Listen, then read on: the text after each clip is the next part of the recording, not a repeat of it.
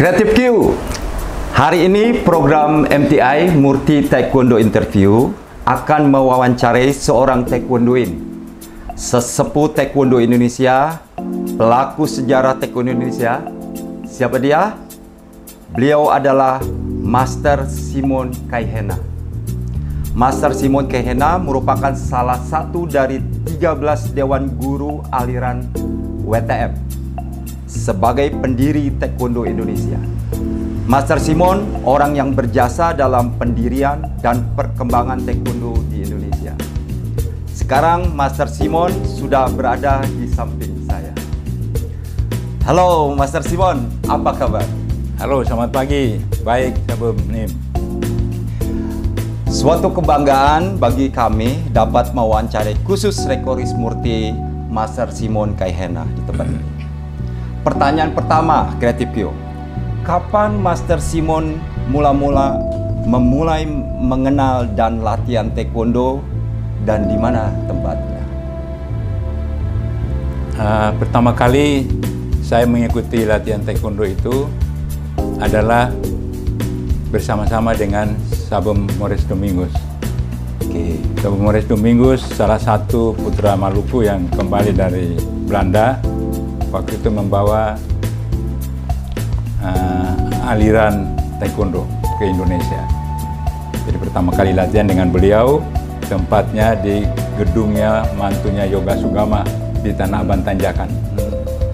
Itu ada Pak Yoga Sugama punya mantu punya kantor. Aliran WTF atau ITF yang beliau bawa? WTF. WTF. Oke. Itu waktu awal-awal pertama ya? Iya, awal-awal pertama. Nah, ini Murti punya catatan tahun 1966 setelah lulus SMA dan kuliah di IPN, Institut Pelayaran Niaga Jakarta. Tahun 1967, Master Simon belajar karate Shindoka dengan Senpai Hari Tomatala di kampus IPN. Bisa diceritakan pengalaman ini? Siapa pelatihnya? Siapa murid-muridnya pada saat itu? Apakah ini merupakan awal belajar bela diri sebelum belajar taekwondo?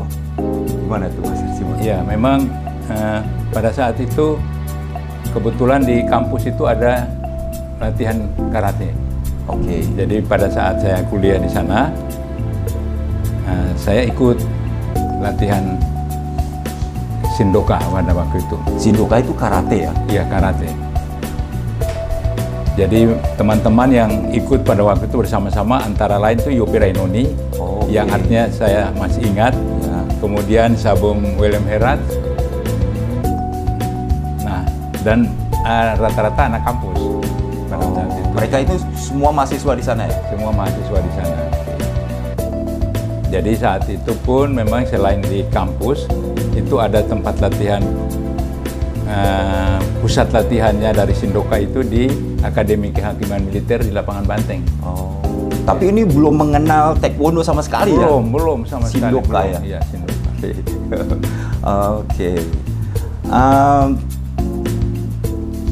Bisa diceritakan nggak pengalaman yang berkesan waktu masih jadi atlet Shindoka pada saat itu? Jadi kalau boleh kita tahu memang pada saat Shindoka itu kita belum ada kompetisi-kompetisi, belum ada pertandingan-pertandingan. Jadi kita hanya latihan. Jadi sejak sabuk putih, kuning, kemudian sabuk hijau itu ya memang kita betul-betul dilatih hanya untuk jadi fighter lah katakanlah. Jadi pada saat itu Senpai Hari Tomatala itu membawa kita ke unit-unit latihan atau dojang-dojang yang lain buat uji coba aja lah gitu. Try out gitu ya? Ya, tahu. Karena belum ada pertandingan. Belum ada pertandingan sama sekali. Bahkan kadang-kadang pada saat ujian kenaikan tingkat itu kumpul semua. Nah itu benar-benar tuh suruh, ayo fight pokoknya. Kalau kalah itu wah diomelin sama dia. Itu Tomatala ya? Hari Tomatala. Nggak boleh kalah harus. Wah, itu yang berkesan ya? Ya. Wah, memang beliau itu tegas ya. Ya. Saya merasakan waktu SD SMP dilatih beliau di GRPS. Ya. Oke, Master Simon, bisa ceritakan nggak pengalaman waktu bergabung di ada nih namanya Perkino, ya? Iya. Kemudian Karate Budokan Internasional sampai tahun 1973 belajar taekwondo bersama Sabum Morris Dominguez. Dan akhirnya penggabungan antara Harito Matala dengan kawan-kawan bersama Sabam Maurice Domingos mendirikan Kataido. Jadi Sindoka, terus Perkino, terus Kataido nih. Bagaimana ceritanya nih? Jadi memang awal itu kita Sindoka. Sindoka itu Shin Karate-do Okinawa.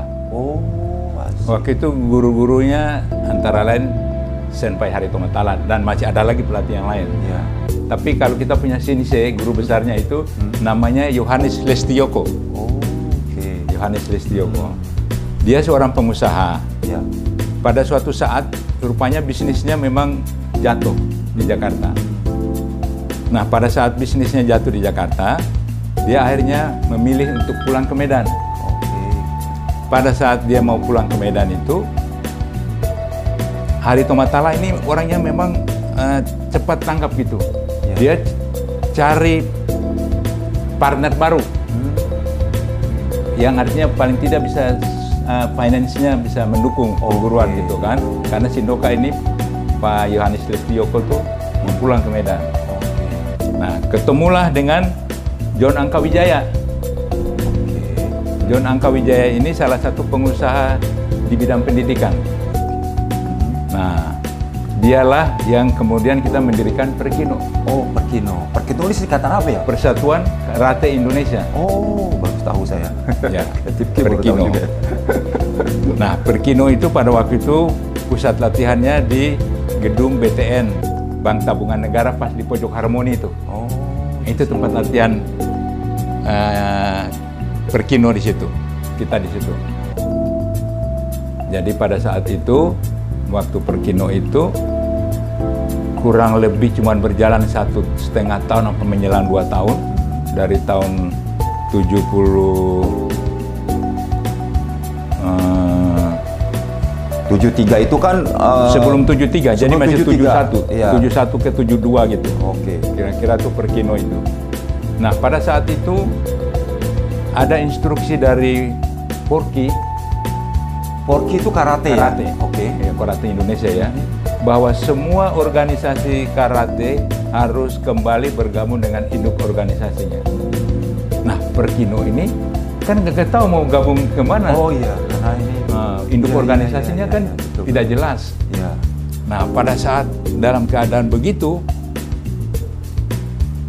John Angkawijaya ini punya link ada ke Malaysia, Kuala Lumpur, ya. membuka Karate Budokan Internasional. Oh.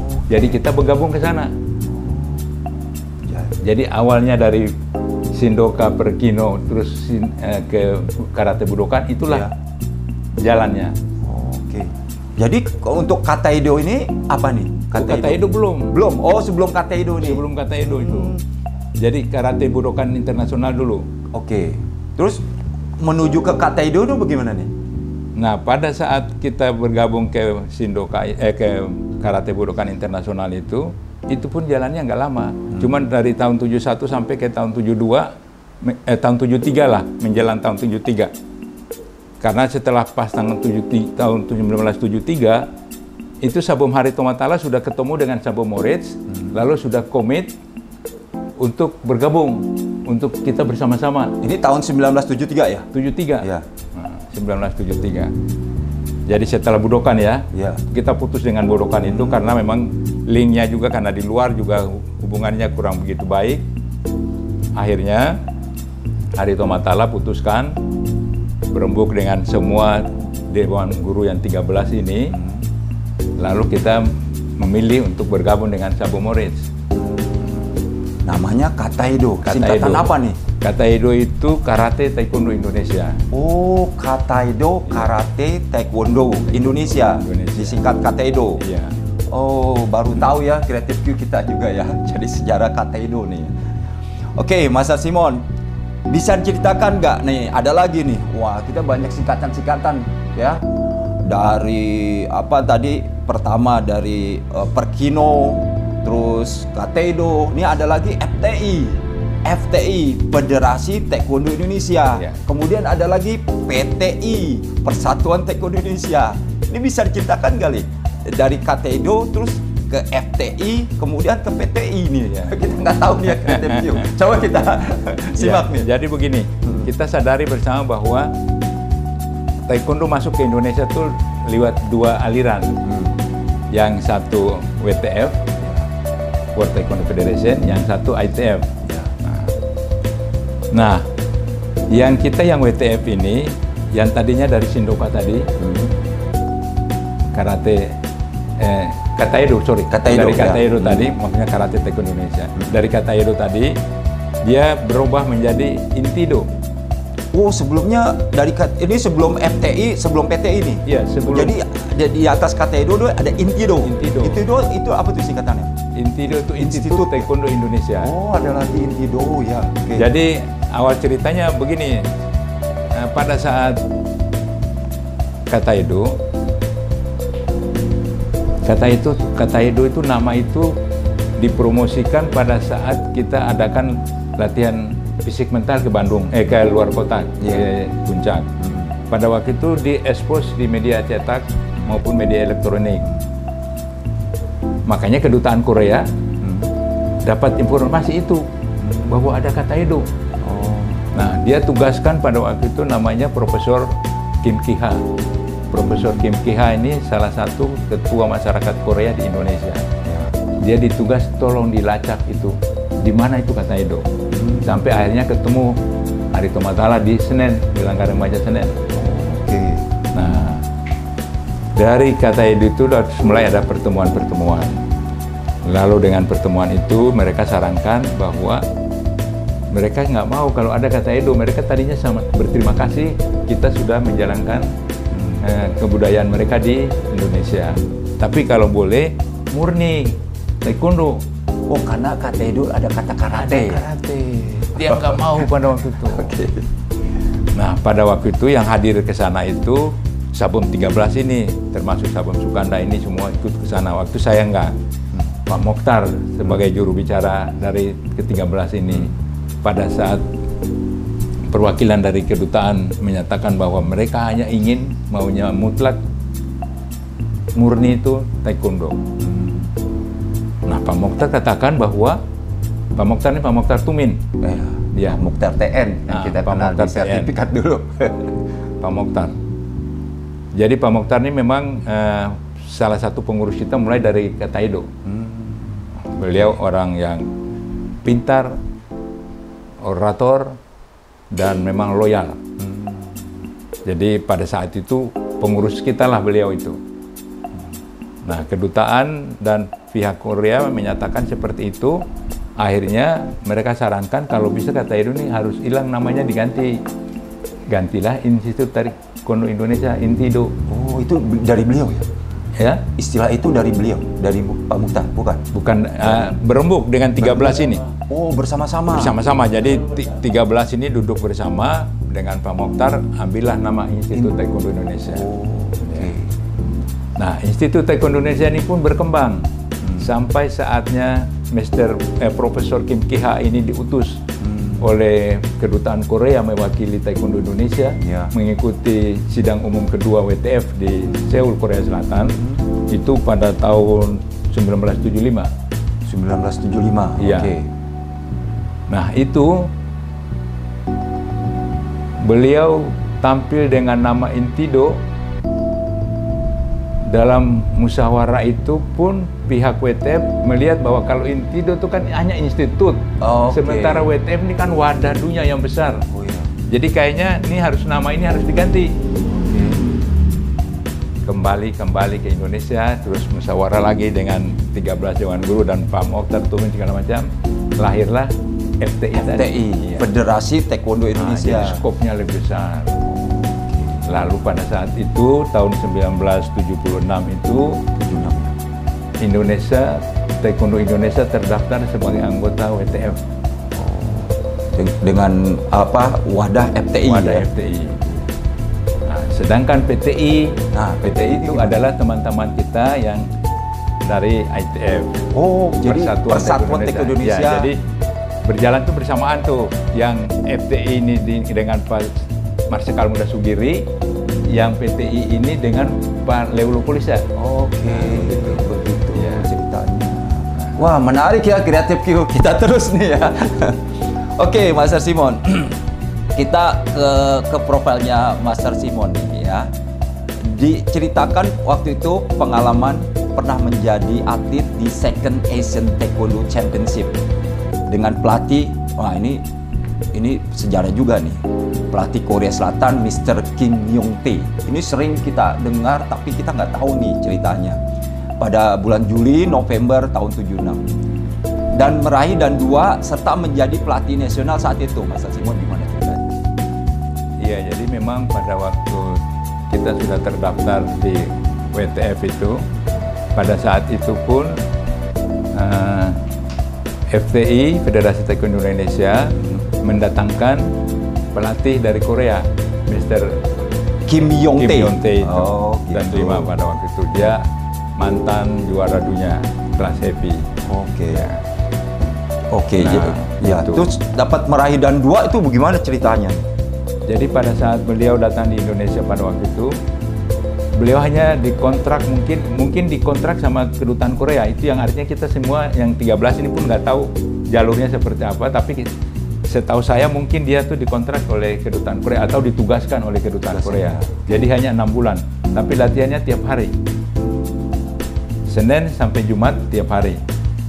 Latihannya di Basket Hall Senayan. Yang ikut latihan pada waktu itu lebih dari 13. Kurang lebih sekitar 14 apa 15 gitu. Jadi ada 2-3 teman yang artinya putus dan memang mereka tidak berjasa untuk menjadi dewan guru karena mereka tidak punya dojang-dojang, tidak punya masa. Kalau yang kita yang ini memang punya dojang, mengajar di sana sini selain mengikuti latihan bersama dengan pelatih dari Korea. Itu meraih dan 2 tuh diuji sama beliau apa gimana? Diuji. Ya, ada ujian. Terus langsung dikeluarkan sertifikat. Iya, karena pada waktu itu kan kita udah black belt kan, black belt dari karate. Jadi waktu itu kita ujian kan, dan satu lagi langsung ujian dan 2. Oh gitu, langsung diberikan sertifikat itu ya? Iya, dan 2 ya? sertifikat dan 2 sertifikatnya WTF. juga penasaran nih, Creative Q, kita mau lihat juga bentuknya. Oke, lalu ini di catatan Murti ini pernah menjadi coach di 5th Asian Taekwondo Championship di Singapura. Iya. Ini gimana ceritanya nih, Master Simon? Iya, jadi pada waktu itu semua Dewan Guru 13 ini rata-rata banyak mengikuti event-event kejuaraan. Jadi setelah terdaftar sebagai anggota WTF, nah semua nih kepingin bahwa dan kita terus diundang. Ada event apa saja diundang. Nah pada saat itu karena memang dengan keterbatasan dan belum ada sarana yang lebih memadai, pada saat itu banyak terjadi itu kita modal mental dan semangat.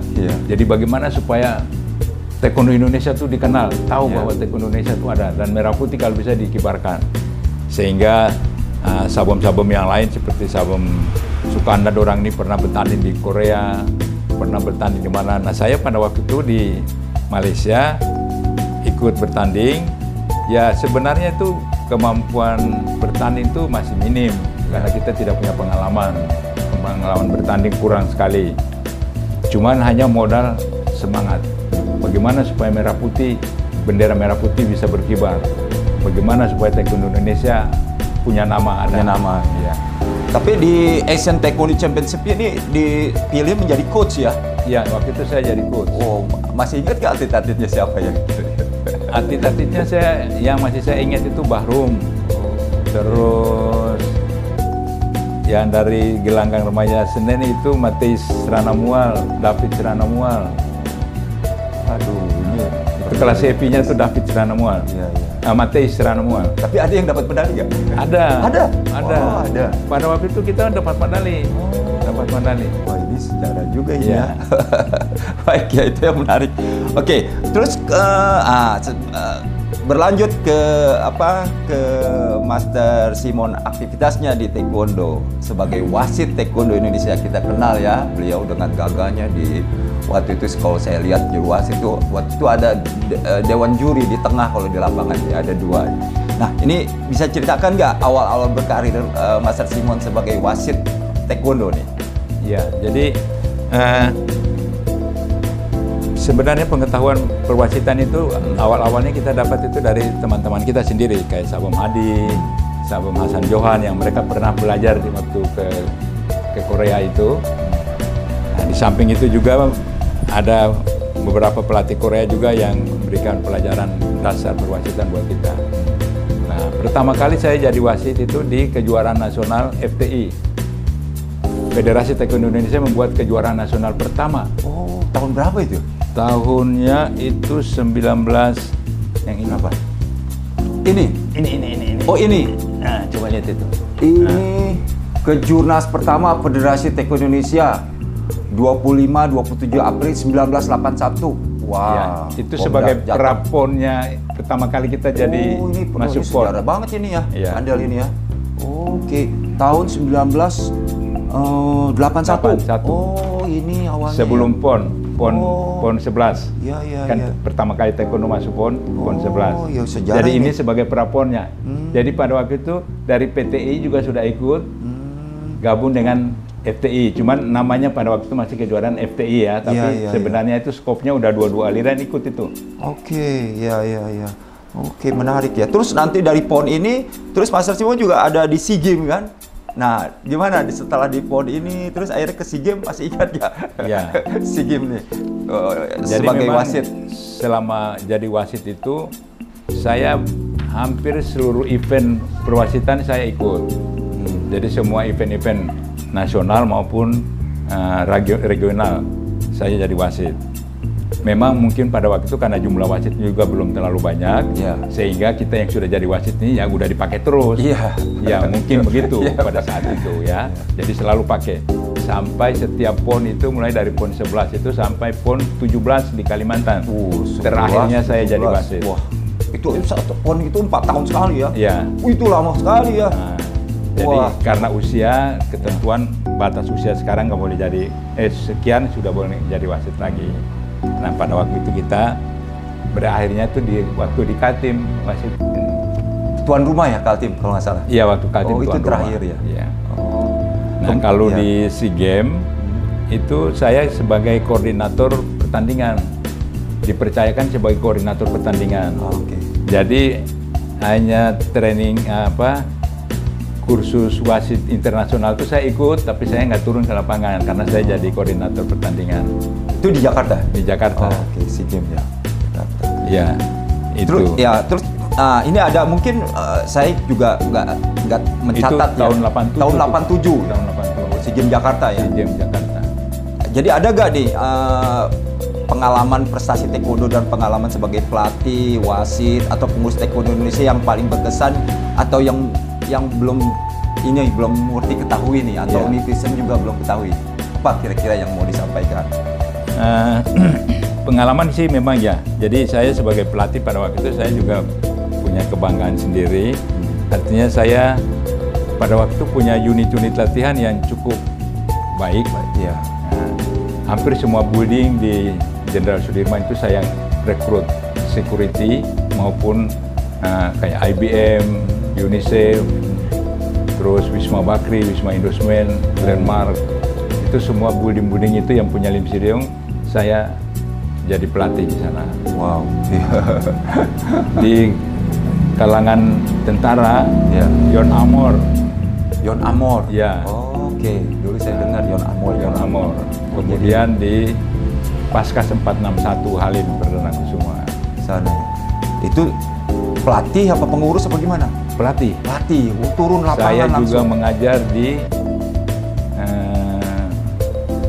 Kerawang, Bekasi, sampai di Subang, Texmaco. Seluruh Texmaco saya ngajar. Iya, iya, iya. Ya. Itu banyak sekali pengalamannya kalau gitu ya di pelatih.